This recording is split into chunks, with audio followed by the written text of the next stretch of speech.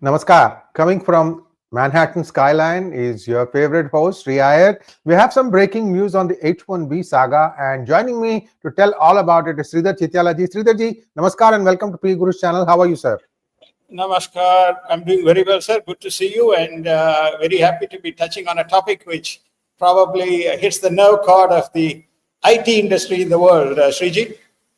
Absolutely. And viewers, we should have done this thing on Sunday at 7 p.m. But Sridhar ji's travel plan had a bit of a technical snack, so we are doing it today. Sridhar ji, I yield the floor to you. There is much to talk about. I'm just going to let you go through it. I might momentarily disrupt here or there, but H1B, the whole 360-degree perspective, over to you, sir. Right. The most another controversial topic. And another saga for expats and overseas people traveling to United States in pursuit of jobs that gives them intellectual capacity and recognition. And then, of course, the tech companies in United States and also non-tech companies which are reliant on, most notably financial services companies, which are reliant on high-end business technical labor force, and which is done through H1B programs.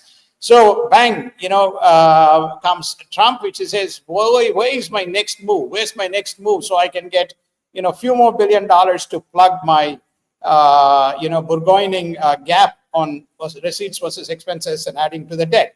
So he comes up with a policy. Now, he's slowly tested this policy in the US itself. For example, if those of you who have been tracking know that NVIDIA was allowed to transfer their H2O chips and to China, and China has now outrightly declined. And he said, 15% of the sales or profit should be paid as a tax, and then you're allowed to export to China. Then he went to Intel and he went to a few other tech companies, and they said, they should pay part of the equity to United States government, and also some I won't use the word tariffs, but some kind of benefit to the US government, and because the companies are benefiting from the policies. So nobody kind of raised a red flag. They all very gratefully or gleefully or ungrudgingly surrendered to that task, and people started to put some money into the US government. Now, having tasted that, he turned his eyes. There's a lot of background bad policy work that is going on. Turned his attention to the H1B visa, and which he said, now, look, H1B is depleting talent. You are getting cheap labor from overseas. Most notably, he didn't name the countries but obviously 71% of the H1B visas is actually manned by or utilized by India, and then China comes next, and few other nations. So you have a large pool of talent concentrated on about 100 companies. We'll put up a link to you where you can see who all these 100 companies are. We can give two types of data. One data that you are going to, if you take this data, this is during the decade 2015 to 2024. What's the average number of, visas, H1B visas that is sought? Accenture stays at the top, or not top. Accenture is at 1197, Infosys is at 3751. Obviously, Infosys is one of the the big plays. Cognizant, many of them, barring Deloitte, IBM, are all, if you can see, Indian companies. I'm not saying Accenture is an Indian company, but Accenture has also drawn resources. This is a 10-year data, 10-year average annual data of these companies. There's a whole range of companies that is listed. Basically, you will find 4 or 5 categories. The number one is IT. Number 2 is financial services. Then it moves into areas such as healthcare. It also moves into what you call defense type of industries.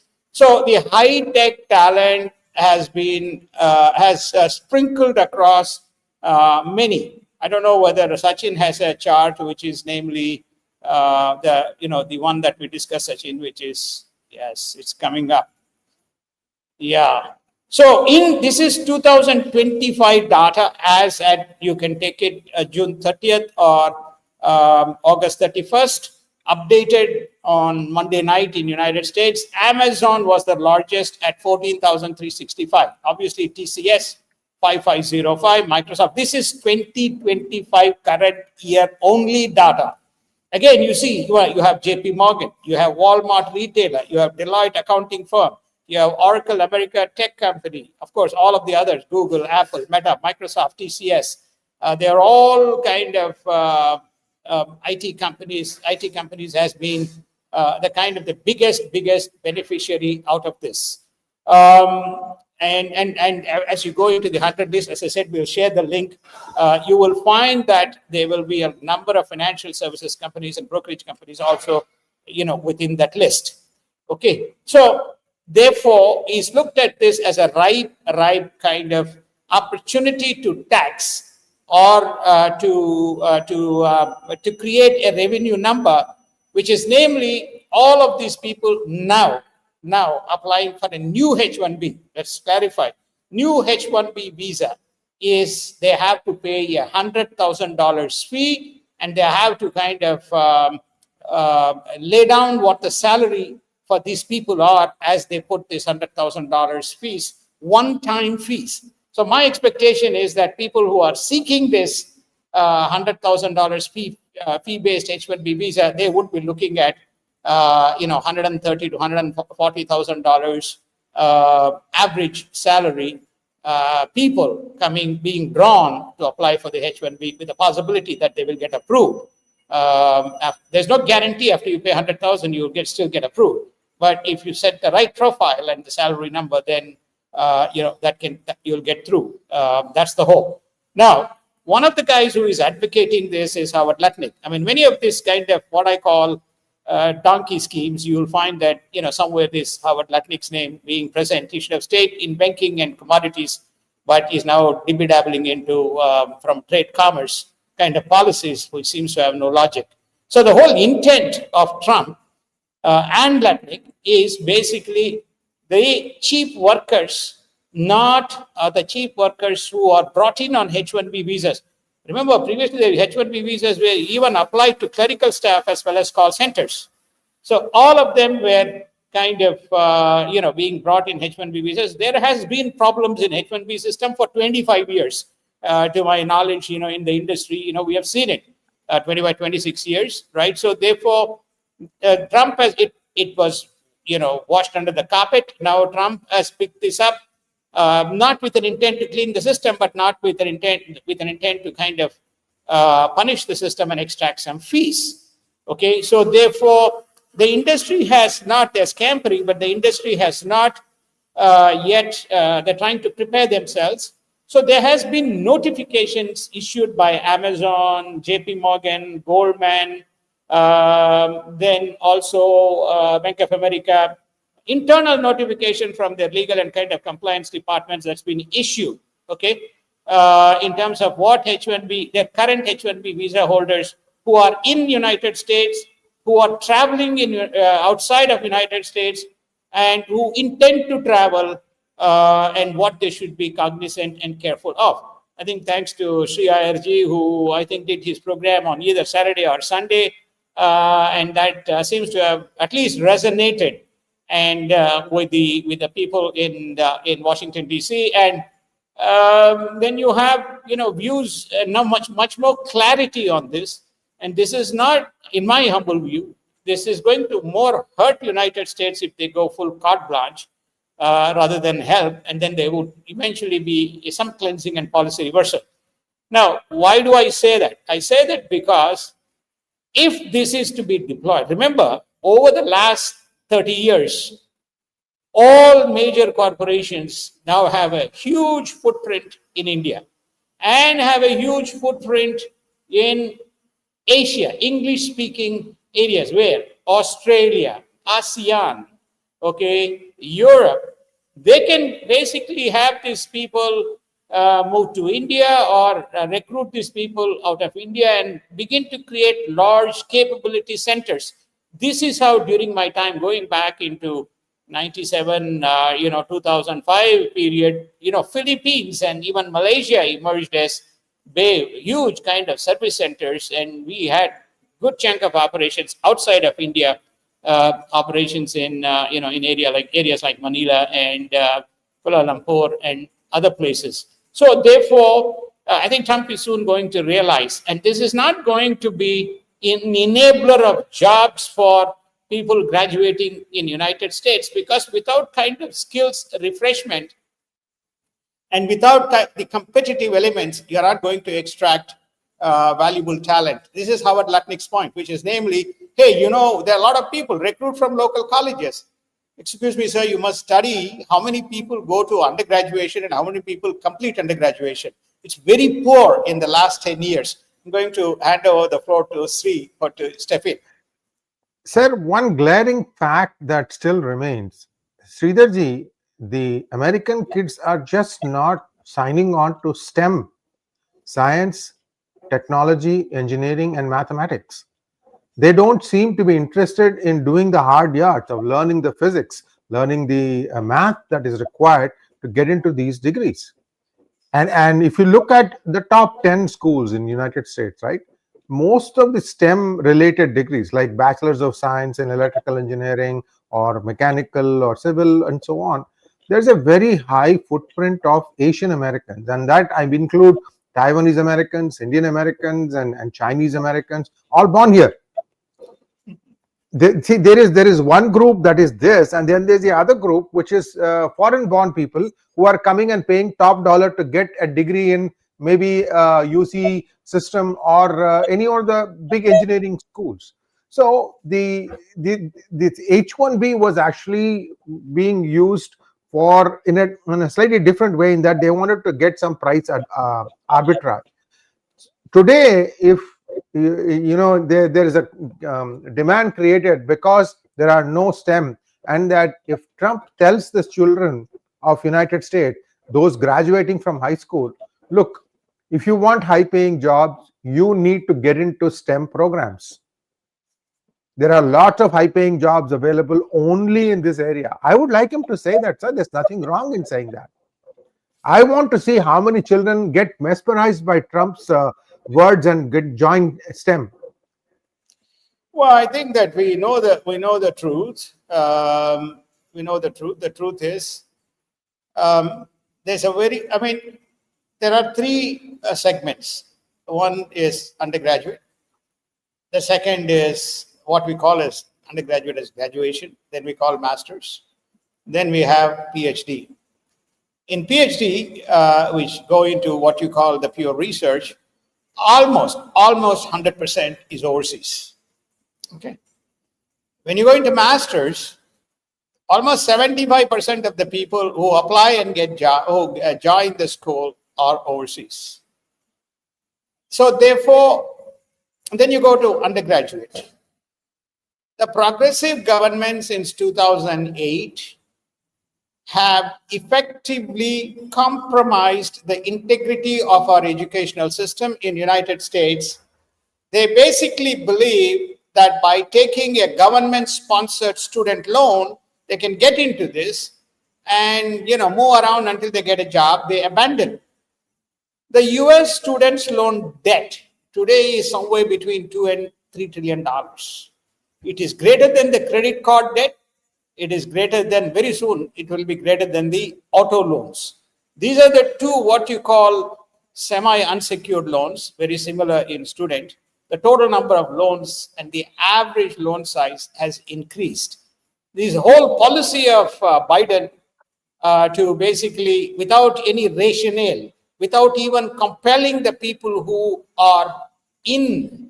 took these loans and went to undergraduate program or graduation program, he did not put any emphasis. They should complete and pursue a job for them to get any kind of waiver.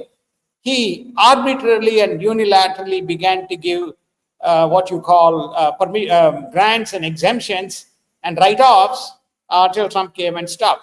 So we are not even incentivizing people to whom we have given loans in United States to complete their studies. This is the pathetic state of affairs that United States is in terms of nourishment and cultivating and putting these people into the jobs. Whenever you see job numbers, you will see data here, number of healthcare workers, number of retail workers, number of people who are in the entertainment industry, number of people who are in other forms of services industry. You do not even get a job reporting numbers. How many people are in this segment? How many people have left colleges, and what is the number of proportionate number of jobs that are being created and attracted? There's no data presented either by Trump. It's just a simple gossip. And I've said this before, that there are people within the Trump administration who are equally illiterate, if I have to use the word uneducated, simply looking at either the China or India or other countries and trying to basically disenfranchise them from participating in the development of the US system.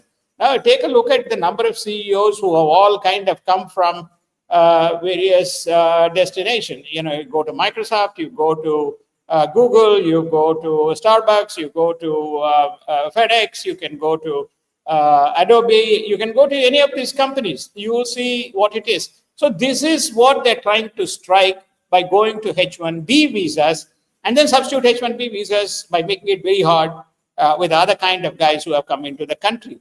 So the H1B issue is not just purely a punishment for the tech industry or all industries to bring talent. It's more about policies that are not going to work. The MAGA policies are not going to work, at least in this specific area, Sriji.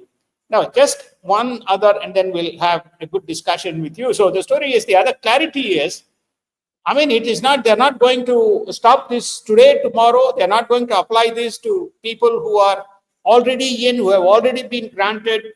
This is for only new visas to be issued.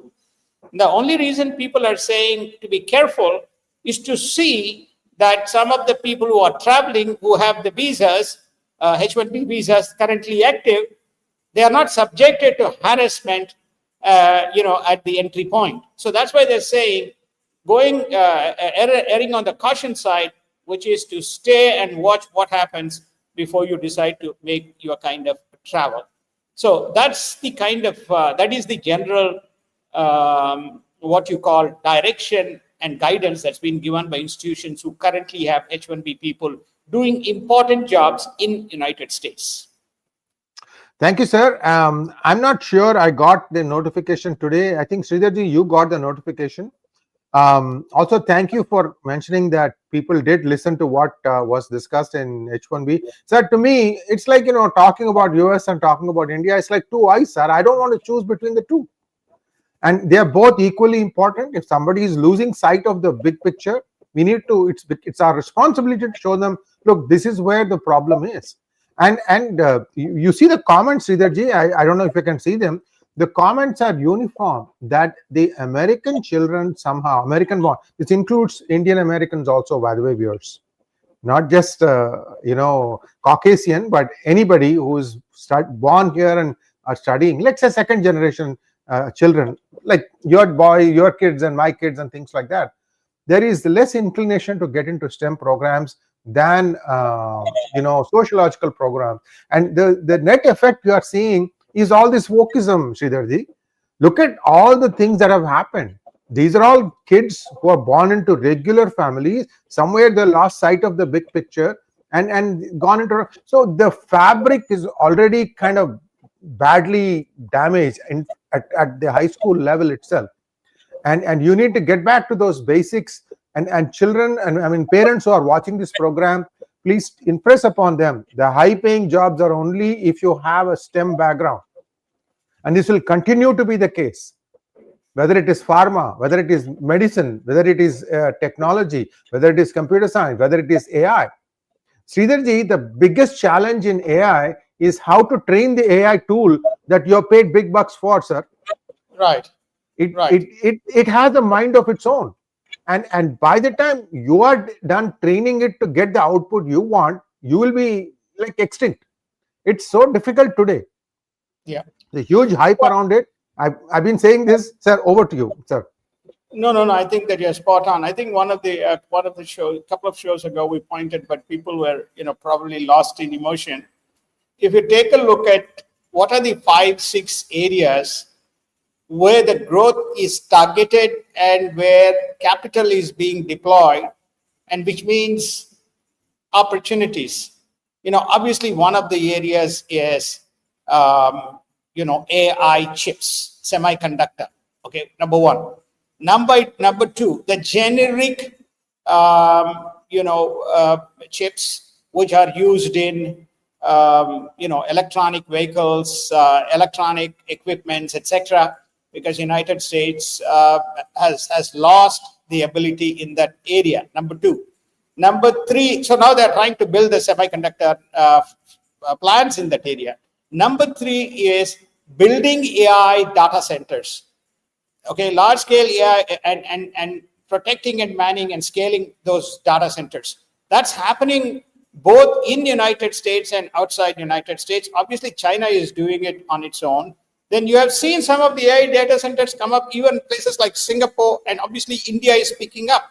I think Google Google had big, what you call capital allocating billions in, I think if I'm correct, either it is in Andhra Pradesh or Telangana, one of the places. And I think similarly, there's something coming up in Bangalore and Tamil Nadu. I've not heard as yet in North India. So that's AI data centers. Then the fourth area where there is capital being deployed is around discovery and mining and capacity around the rare earths. Okay, that's the kind of the fourth area, and China is number one, United States is number two, India has a place, so that's number fourth area. Number five is they recognize that United States has to catch up a lot in the defense sector. So the defense sector is notably around the cyber security, notably around the space programs, notably around the drones, as well as in some of the large ships, attack ships. So therefore, they have recognized the weakness, and U.S. government itself has deployed in capital in some of these companies. So you have, that's number five.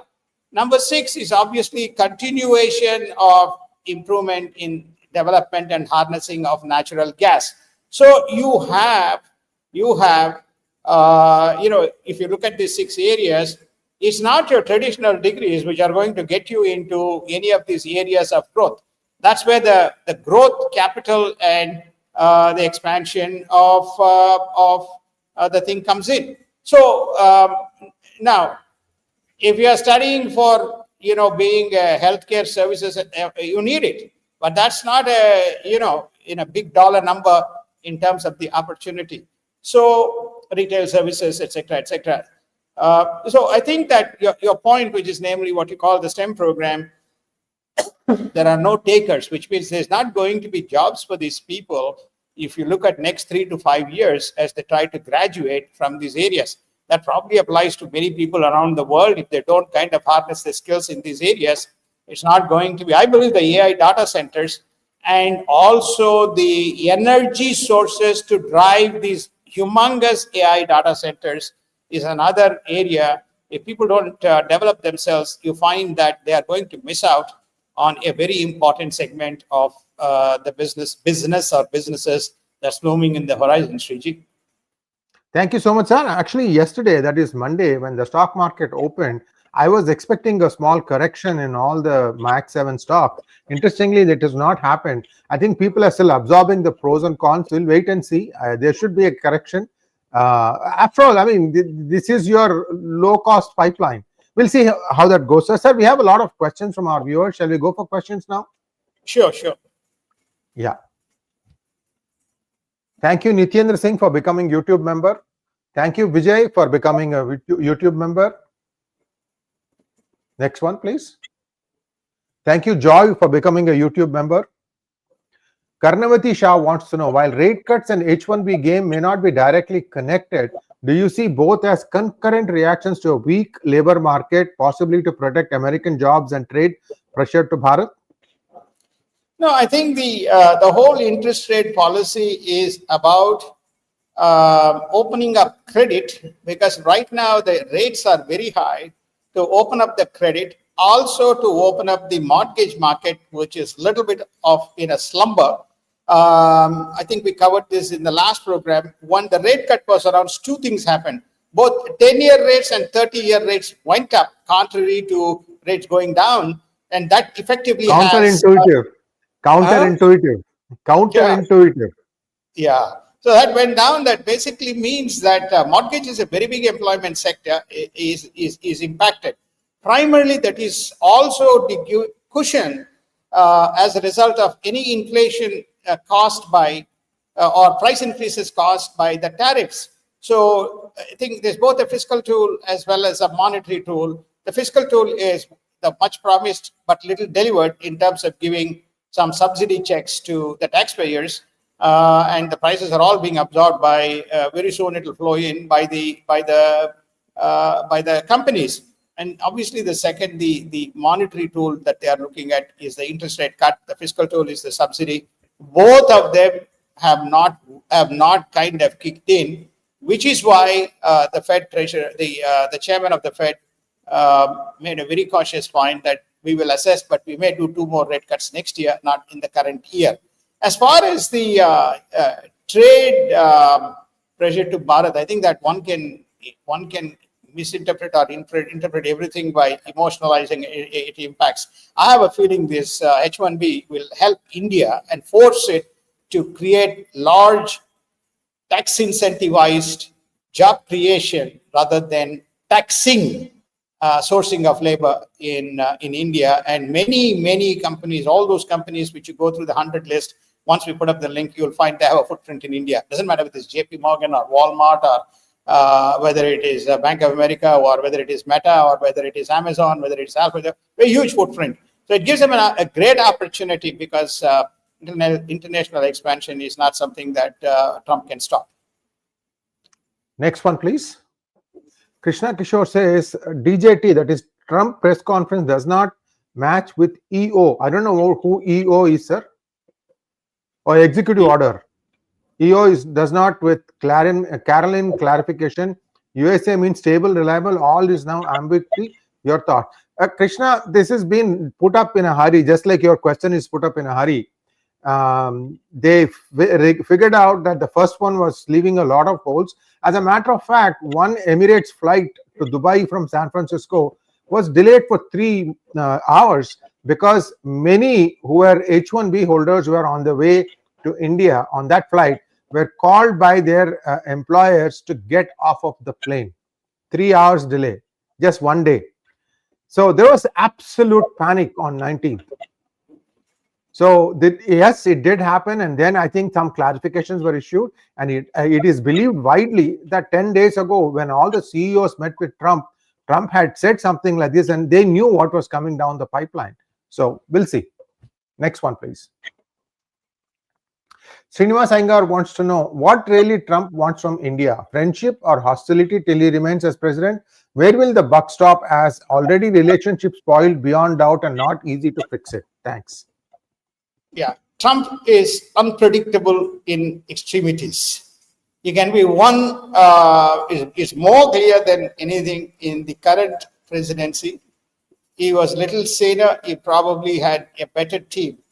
And I think I mentioned this name, Lighthizer, with Navarro. Now, unfortunately, Navarro is stuck with Lutnick. Both of them are parabolic in terms of their mindset, if I have to use those terms. Lighthizer got the deficit reduction done with China, but also the effective kind of tariffs averaged around 5%. They thought they can use the same by fear that President Trump is sitting, and we can what you call subject the world to the fear, and they will all suck up. It happened, like Japan, Korea, UK, EU, all succumbed to the tariff pressure. Without right. Their approach was, okay, let's kind of give in, let us see when it comes to effective implementation. So therefore, what you are seeing here is a man lost. He's not an economist. He's a businessman. He's using all kinds of topsy-turvy policies. Nothing but inconsistency is what you see. But that's on this tariff and the economic question. But on the contrary, we haven't covered this at all. And I told to Sri that a lot of also good things are happening in United States in terms of law and order and illegals and so on. But they all have been swept aside by this, what you call storm happening through these absolutely incorrect foreign policies around trade and jobs and visas and so on, Sriji. Thank you, sir. Next question, please. Sparkly Sprids wants to know, can the Indian American community with 4 million members unite to form a powerful political action committee, or are they too divided? Too divided. Sir, Yeah. I just wanted to add, before you go, I just wanted to tell you, you are a VC yourself. Yesterday, there was a direct monologue by me to the VC community of Indian American. You got the H1Bs are your backbone. Why are you not speaking up? I thought at least one person would write by way of comments. He can abuse me. People do whatever, sir. You and I know what doesn't kill us make us stronger. So, but nobody has said anything. Sir, over to you. No, I think the Indian American community has not been united. There are few actors on either side who are trying to work towards a solution.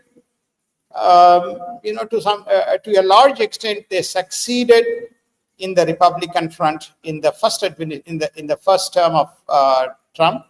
To a larger extent, they also succeeded with the Biden administration. But now we have a new Trump administration. Now there is new political advocacies. Believe it or not, some of them are Indian Americans who are on wrong side of the fence. So I don't think that this is going to work.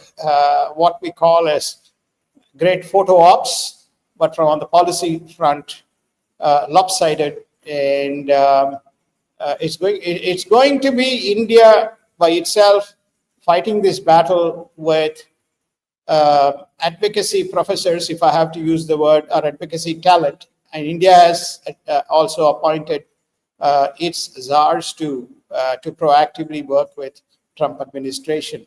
Let us see how that kind of pans out. Next one, please. Pawan Kishore wants to know, due to this H1B order, do you think top tech will increase global capability centers in India? I hear GCC will not come under outsource and won't get affected by Hire Act. Please clarify. When 70% of the H1B is issued to one country, and when large offices are located of these corporations, you go and study the 100, all of them are located in India. Many of them are located in ASEAN.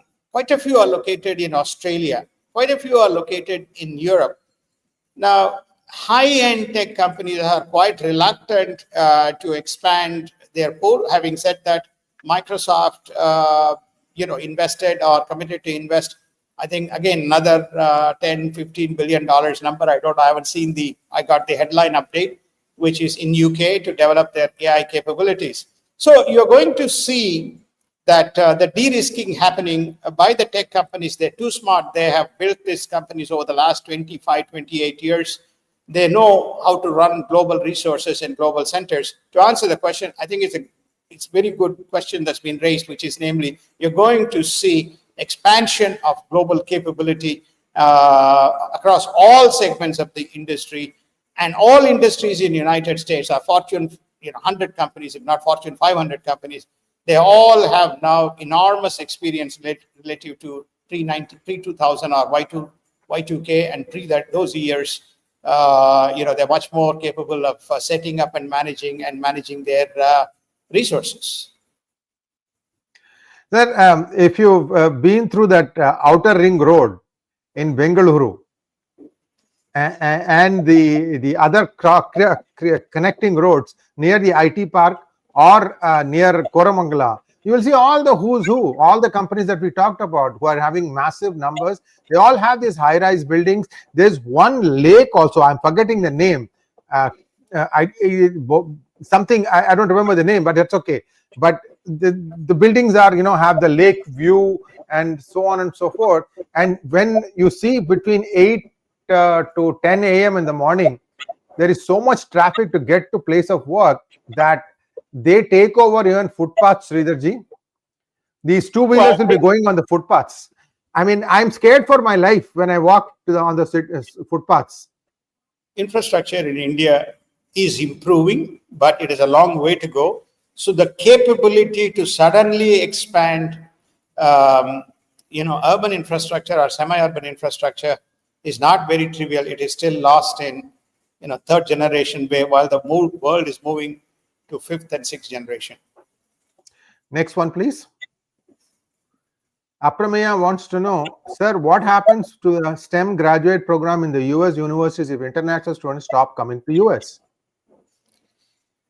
Look, I think it's not going to be, if you actually look at the number of people or the intake, it's relatively modest. So my view is that everything goes through a period of calibration, and we'll begin to see some proactive and positive changes. And eventually the universities, those who are non-woke, getting through and getting visas and getting these people, getting these positions filled in high-end universities. Next one, please. Manov-san wants to know, much talk of how China is going in for electrification of its economy. If India does this too, then won't it kill many birds with one stone? Energy security, less vulnerability to oil, power for all, power for AI? That's what India is trying to do. I mean, China is very well advanced. That's why China can say, I don't need your chips. Okay. So India is trying to get there, and I believe it will, provided there is, I don't know how many years Modi has, probably 3 years or 4 years left. So if they can back their policies with very good capability centers established and the transfer of work to these centers, then I think it will happen. I mean, India's demonstrated it pre-2000, post-2000, post-2005. Pre-2000 is Y2K, post-2000 is the birth of internet. Then post-2005, 2000, when the internet crashed, the whole kind of digitization and the technology going mainstream, and a whole range of activities from development to R&D to services evolve in the market. So I think similarly, you will begin to see that all these large tech companies, all these American tech companies, calibrate themselves to support themselves, and clearly India would emerge. As far as the energy is concerned, I think there are two aspects of it. One is the fuel, and the second is powering the electricity that is needed for managing these centers. This is not you can do by these centers. Once upon a time, you had this managed data centers, remote and managed outsourced centers overseas, but this AI world required humongous power, in terms of powering these technologies. So one has to really develop in those areas. There's a lot of work going on in the United States. These tech companies themselves, Microsoft, Google, and even Amazon, building up their own captive energy centers. So will India kind of amend its policies to do that? Time will tell. I remember in 2006, 2007, Intel wanted to have its own electric plant, and the communists, being part of the UPA government at that time, refused to have it. They said this is East India 2.0, and the whole thing went to Vietnam instead. The last fab that Intel built is now in Vietnam. So India will never, sir, there are stupid fools who somehow have managed to become politicians. The adage that politics is the last resort of the scoundrel holds true. And these, I mean, I can go on, have some very choicy words to, term these people. And look at what's happening in Tamil Nadu or Kerala or Karnataka, all opposition ruled states, sir, or even West Bengal. How many new projects are they getting? Only Chandrababu Naidu has got the Google thing, $6 billion. Can you imagine the kind of trickle-down effect of that? Vizag will be like It will be on par with Bangalore, if not more, at this rate. And what is Bangalore doing? What is Karnataka doing? Sir, very, very sad. They want to do one more caste census to suit their numbers, whatever that is. Anyway, sir, one additional information: 5 foreign universities are on track to start operations between 2026 and 2027 in India, and these are Illinois Institute of Technology in USA, University of Liverpool, UK, Victoria University, Australia, Western Sydney University, Australia, and Istituto Europeo di Design of Italy. Yep. So I don't know how many students will sign up for these, because IIT, the Illinois Institute of Technology, isn't exactly a name that will jump out at top schools. So again, this is stupid. At this point of time, they are scrambling. Harvard has funding problems. UCLA thinks that they have got $500 million back, but again, it will be appealed. Hey, you have to get the top guys. Abu Dhabi has, I think, 3 or 4. NYU is there. I know that. There are many others in Middle East. Universities based out of US who have their branch offices in Middle East. We don't learn, sir. Over to you. Next question, please. Thank you, Krishna Kumar. Sir, what about the plan to tax US HQED companies for US headquartered companies for hiring offshore workers like their bases in India? This could be next step in the trade war. Well, they have no, I think higher covers it, sir. I think the thing is, it is for that, I think, sir. No, I think they have Trump rules United States. He doesn't rule the world. Trump cannot. There are billions and billions of dollars of capital deployed all around the world, to the extent that 40 to 45, 50% of businesses of many of these companies come from outside United States.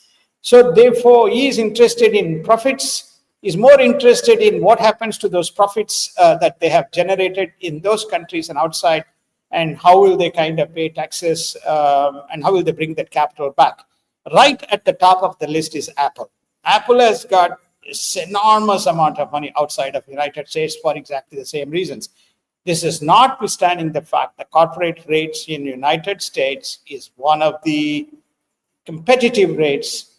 And if I remember, going back to Biden era, they wanted to harmonize and come up with a common kind of a minimum. They did not want world governments to reduce their taxes. They wanted to have a minimum tax rate of 15%, so that US can also compete. And most of these companies are US companies.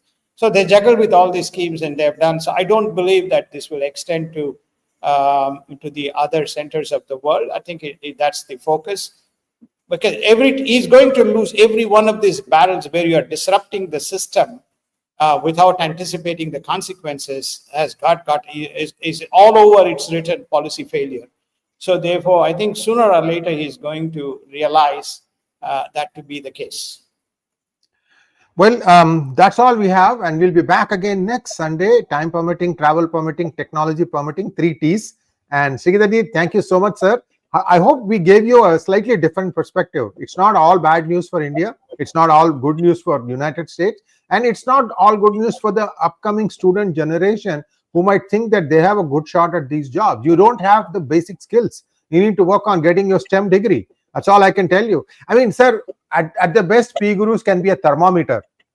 Thermometer which, when put in the mouth of the patient, can read the temperature and tell you have fever. Yeah. So my sorry, if Rishiji complete. Yeah. No, that's all. We are a thermometer, sir.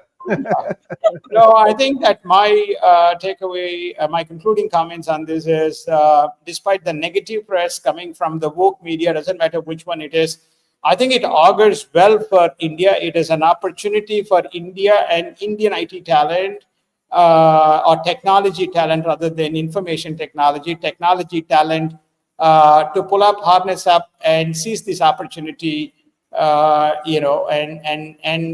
make few bucks, in the Indian market. And then this is the next wave of reshaping that always disruption reshapes and creates new opportunities. So to me, this is a disruption that will create new opportunities. China has won this game. Okay, let's be very clear. We can be critical, but China has won this game.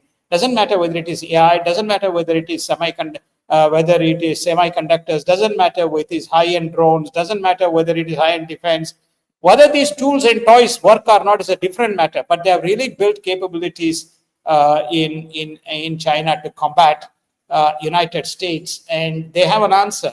I think India has many answers, but it's time that they put their think tank and mindsets together to seize this opportunity. And this will be one more nail in the long-term growth aspect of United States. And between the past administration and the current administration, there's always a saying, you can see the fall of a great empire. And I think we are beginning to see the fall from a governmental point of view. Still, you have financial institutions and tech companies and all these kinds of things and resources. All of that is in United States. The question is there a political leadership? Is there a political will to chart the right course? And I think United States is at that precipice point. Thank you so much, sir. Viewers, please like, share, and subscribe to our channel. Don't forget to click on the bell button for notifications. Namaskar. Namaskar. Thank you so much. We'll see you next Sunday. Subject to 3 T's. Yes, 3 T.